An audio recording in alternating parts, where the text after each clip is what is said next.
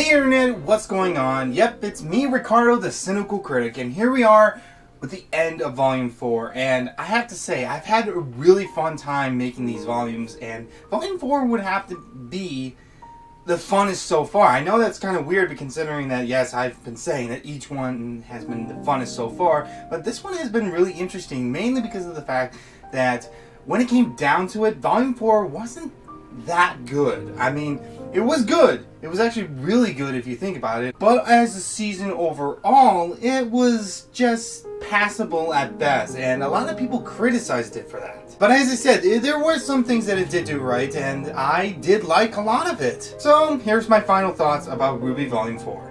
Now before we start, a little backstory on what was going on with me during this whole volume announcement. And that was that I was a little worried for RWBY because I wasn't sure if they would be able to stick to Monty's original themes and original goals. But overall, I think they have done what they can. Granted, yes, Rooster Teeth, the actual company itself, has meddled. More importantly, some of the fans have meddled.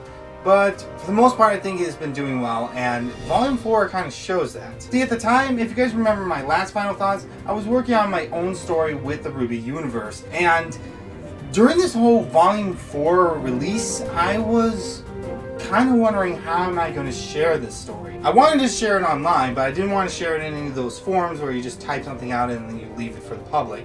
I just felt it wasn't enough. Yep, that's always been me. So I decided I would make a YouTube channel and I would make videos about it and share it that way, because I thought that a combination of both visuals and of course narration would be a bit better than just somebody having to read it out for themselves. Which of course led me to my channel as it is now, because I knew I couldn't just start out with that. I needed to start out with something that would draw people in, and I saw no one was doing reviews on the trailers, so I decided to do some reviews on the trailers. I found out that I actually not only like doing it, but I'm also kind of good at it. Not the whole story, but just the video making itself. So I continued on with each and every season.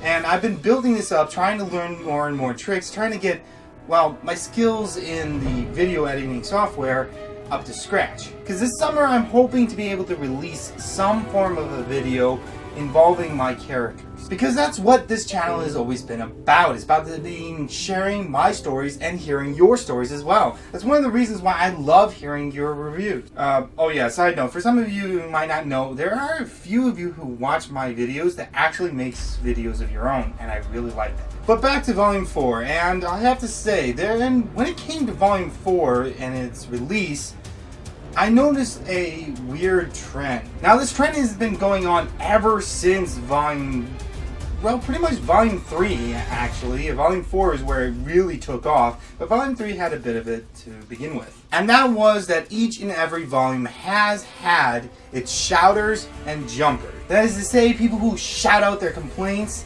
and people who just leave RWBY altogether because, well, they don't like it. Now that's perfectly fine for both, sharing your opinion or just not watching something because you don't like it anymore. But that's the reason behind it. A lot of the shouters, well, they weren't really throwing out criticisms as they were throwing out complaints. The difference between the two, criticisms are designed in order to show you what is wrong in the hope that you do what is right. Complaints are just that. And of course, when it came to the people who jumped RWBY, some of them had, I'm sorry to say, good reasons. There were a lot of things that were wrong with RWBY, and I can understand why you didn't want to waste your time. But others were just completely irrational. They were just jumping because they were saying, well, RWBY's no longer what RWBY is because Mana's not here, or because Miles and Carrie don't know what they're doing, or because Rooster Teeth is ruined. All those are viable, to be honest, when it comes to your personal opinion on watching the show or not, but at the end of the day, it really doesn't help them. But as I said, some of them were justified, and allow me to go over some of the reasons that I didn't like RWBY. Now again, my own personal opinion, this has no really objective standards. I mean, I do have some objective standards, I can't help it. But for the most part, this is stuff that I just didn't like, and the reasons for why I didn't like it. Starting, of course, with the fights. Now, weirdly enough, when it came to the fights, I didn't like them for slightly different reasons than other people. For other people, they didn't like it because they weren't impactful enough, they just didn't look cool anymore, and of course, Monty's not doing it, so it's terrible now. Just look at the very first fight. Yes, the one in the character short. It was good, but you can tell that they were kind of holding themselves back. They could have done a whole lot more, considering the fact that the trailer had one person working on it. Yes, the red trailer had like one person working on the entire thing. It shows you just how cool Monty was. And yet, Rooster Teeth had an entire department working on RWBY and just that trailer, and it didn't really work out. And that just continued on and on with the whole first fight in the very first episode, to, of course, the fight between Crow and Tyrion, and to the very last fight, which I thought, as I've shared, was just lacking in the fact that it didn't seem necessary. It was way too fast, and they didn't really build up on the whole struggle that it was supposed to be. Not the physical struggle, but the emotional and spiritual. And that seemed to be a thing that just continued on and on. For instance, like I said, when it came to like the art change, a lot of people didn't like it to begin with, but they came over to enjoying it for what it was, which was a graphical upgrade. For me, however, there were some things that I did not enjoy about it, and I still don't enjoy about it, and it's the fact that while it was a graphical upgrade, they seem to downgrade the style. See, if you look between the old and the new, you'll notice that the outline isn't as definitive as it used to be. That's of course because the art style is supposed to be cel-shaded, and the cel shading is supposed to give you that defined outline so that it almost feels like a comic book come to life. A good representation of this would be, of course, Spider-Man Into the Spider-Verse, or, of course, the Borderlands games. And another thing that didn't really change, but I wanted it to, were the villains' presence. See, in Volume 3, we finally built up to the point where the villains were starting to actually have a viable presence, not just simply in the story, but in the plot and in our characters' lives. But then Volume 4 comes around, and that pretty much comes to a screeching halt. And that's actually one of the things that many people didn't like about RWBY, and to be honest, I didn't really like it either, was the fact that we built up this plot, built up these villains, built up this story, only to bring it to a screeching halt, more or less. Now, to be honest, I'm sort of conflicted on that, as I'll get to in a second, but as I was saying with a lot of things, it could have been done, it just would have required a lot of work, and I'm guessing they weren't willing to do that. Little side note right here, but the interesting thing about Monty, it was that he devoted his life to this creation, not simply because it was his creation, but because he knew that if he put his all in it, it would come out well. And we can see that in the first 3 volumes. While yes, they had their flaws, we can tell that they were doing all they can to bring us the best they could. But here, it wasn't really that great. The pacings were pretty much off. The plot was almost non-existent. It didn't develop at all. I mean, yes, even when we finally get a story that helps develop the plot, we don't know if it's true, and more importantly, it's one of those just cliched from the past story. And then, after it, we just get nothing at all. Again, that's weird change in the pacing, where we're finally building up to the plot, finally building up to what this whole story is going to be about, and then, again, screeching halt so that we can do a little side quest. Now, to be honest, some of that was pretty good, and I want to explain why I now like Volume 4. Now, even though one of the problems with Volume 4 was the fact that it had way too many characters that it was trying to focus on, as I said, there was a way to fix that, and that was just to increase the length of each episode to a full 22 to 25 minutes. Come on, RWBY is supposed to be a show. There's no way that it should have 15-minute episodes at all. But again, ironically, one of the things I really like was the characters. I probably keep saying this from volume to volume, but yeah, Rooster Teeth knows how to make good characters, and here was no different at all. In fact, one of the reasons I really liked this volume was the fact that it gave us a really cool insight into each of the characters that it presented. True, some of them weren't developed as much as I would have wanted, but to be honest, when it came to the others, I don't think I could give them up just to make the others better. Sort of taking what was good down so you can just make everything mediocre.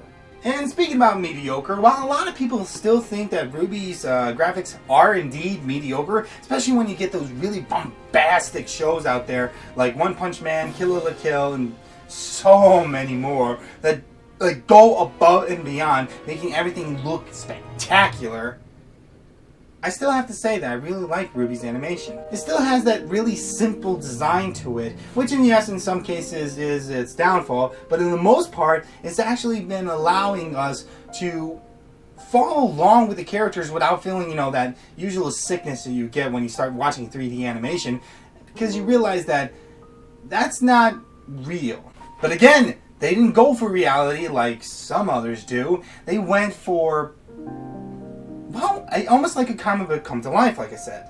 And one of the things that was pretty much like a comic book come to life, and again, this is where the whole irony of Volume 4 comes in. Some of the things that you hate are the things that you actually like. One of those things was, of course, Crow and Tyrion's fight. Now, yes, I said I sort of hated it, but that was mainly because of the reason that all the fights sort of seemed that they just brought them together in order to distract us from pretty much everything else. But I have to say, when it came to that fight, it was a good distraction. True, it kind of downplayed Tyrion, and to be honest, that would have been a problem if they had tried just to make him this kooky character rather than a creepy one. Like I said, that's a problem with Psychos. It's very hard to reach that Joker level mid-ground where they're both very creepy, but also kind of hilarious. But it's also very easy to fall just into where you just throw the label on them and there you go. That's the character. But like I said, I'm not sure if I'm willing to give up the fight between these two just to make Tyrion a creepy villain. Because that fight was pretty much amazing. I mean, I'm not sure if I spotted anyone. This is, again, going back to when Volume 4 was first aired and we were able to read comments on it rather than have to go to Reddit in order to read some of the comments. Goddamn, Rooster Teeth, you missed the ball on that one. But throughout Volume 4, you got a lot of the comments ranging from hating the show from absolutely loving it. But when it came to that fight, I rarely saw a single comment that said that they didn't like it. Almost every single comment was either a quote from that fight or just explaining how Crow is a badass. And yes, one of the reasons for that is because Crow is a good character, not simply just because he's a good fighter or anything, but the fact that even though he's had very little screen time when you come to think about it, he's still made his presence known. And another character who's done that, of course, is Raven. And that's one of the things I really liked about Volume 4 was the interaction between Crow and Raven. Now technically you can put almost any interaction out there and I'll say that I liked it in Volume 4 because, like I said, they were all pretty damn good. But this interaction was probably the best because, like I've been trying to explain, it's the first time that we really have gotten a deep sense of history in this world. And none of that pseudo mumbo jumbo history where we're not really sure if it's history or not. I mean solid history. And the reason why I like it so much is just because it felt so authentic. Now, the reason for that, of course, is something to do with the characters, more specifically the voice actors. It's one of the reasons why I do think that RWBY's not going to do that great. It will still do great, but just not that great. In fact, it may take a bit of a dive if they don't let Vic back onto the show, considering the fact that he's pretty much been exonerated. Come on, Rooster Teeth, or more importantly, come on, fans. Let us come together and encourage Rooster Teeth to bring him back. And no, I'm not being, sly here. I mean actually just encouragement. Be nice to them. Come on, people. I mean, I cannot express this anymore. You're not going to help it if you keep screaming at them and saying that you're going to leave RWBY altogether, okay? That's not helping the situation. But that aside, like I was saying, I really liked all those interactions. Crow and Raven was probably one of my favorites, but there were others. I mean, Yang and her father, my gosh, Bernie is just a great voice actor. Probably been because of the fact that he acts so natural into it, but it's kind of funny considering the fact that all he really is known for is Red versus Blue. It's pretty surprising. But of course, Raven's voice actor, which I think is Mrs. Holland, that's of course Matt Holland's wife, her name is Anna, she was a great job considering the fact that this is like her second time voice acting. But then again, almost all the voice actors were good.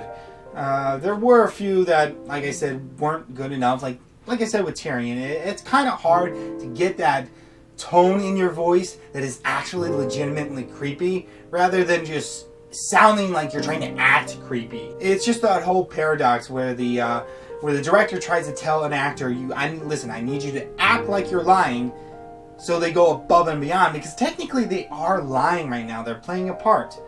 So they have to sort of go above and beyond in order to get it, but in doing so they kind of fail at it. But that's been one of the things I actually like about RWBY, is the fact that while it's failed at some things, it's done so well in other things that I just can't hate it. And probably one of the best things I like about this volume was the slow progression to Ren and Nora's relationship. Mainly because that is technically how you do a relationship. I mean, so many other relationships have been done, and I have to say some of them have been done right, some of them not so much. But when it came to the show of RWBY, so far the relationships built up have been really good. Whether it be the platonic one of just friends, like in the team of RWBY, or when it comes to romantic ones like Jean and Pyrrha, and of course Ren and Nora. They did a great job, and that's one of the reasons why I'll get to this later. That's one of the reasons why I really don't like the Blake and Yang pairing right now, because I don't get that from them. It's more of a sisterhood between the two, and to be honest, I don't care if they get together. I just want what we got like with Ren and Nora. A slow build-up where it's almost completely obvious that they're going to get together. And to be honest, it's almost obvious to the characters themselves, but they don't just jump into it. They slowly develop it over the course, more importantly, of the show, rather than just a single season. And as the show goes on, that will become harder and harder.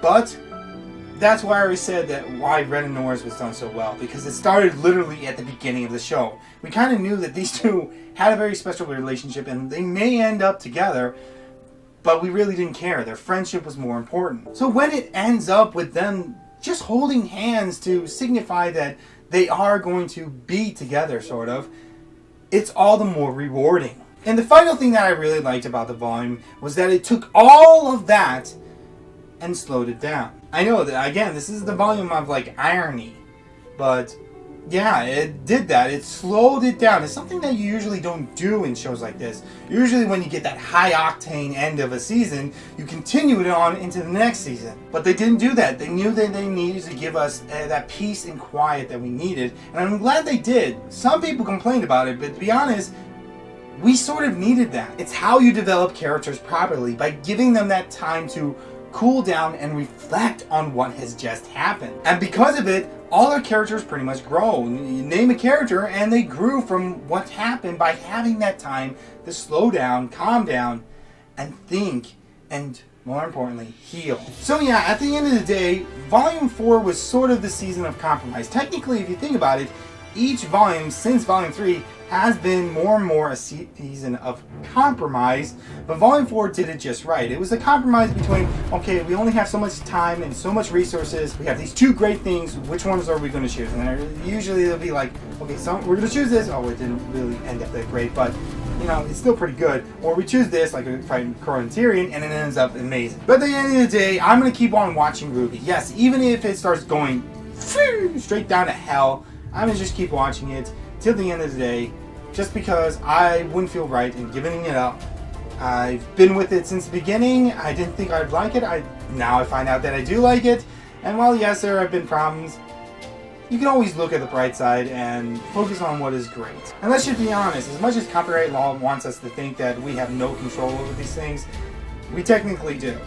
As Volume 5 will show us, we can shout out and change a show simply by sharing our opinions. But we have to be careful about it, because sometimes, well, it could be not for the show's sake, but only for ourselves. But like with this, I hope to share my opinion in order to inspire some of you others to think more about the show and try to find things that you like, even if you also find things that you don't like. But anyways, yep, that was it from Volume 4. Hopefully you guys liked the video. I hope you guys like the show. I certainly do. The show, my videos of course are terrible, but you already know that. Anyways guys, thank you so much for watching. If you enjoyed the video, hit the like button and don't forget to subscribe and hit the notification. You have to hit that notification, otherwise, trust me, you will not get notified of my videos. And considering that they don't get that many views to begin with, it's really easy for it to get lost in so much better content out there. Anyways guys, thank you so much for watching, and for those out there who are still with RWBY, thank you for still being with RWBY. I know it's not easy, but some things may be worth it. I'll catch you guys later. Toodles.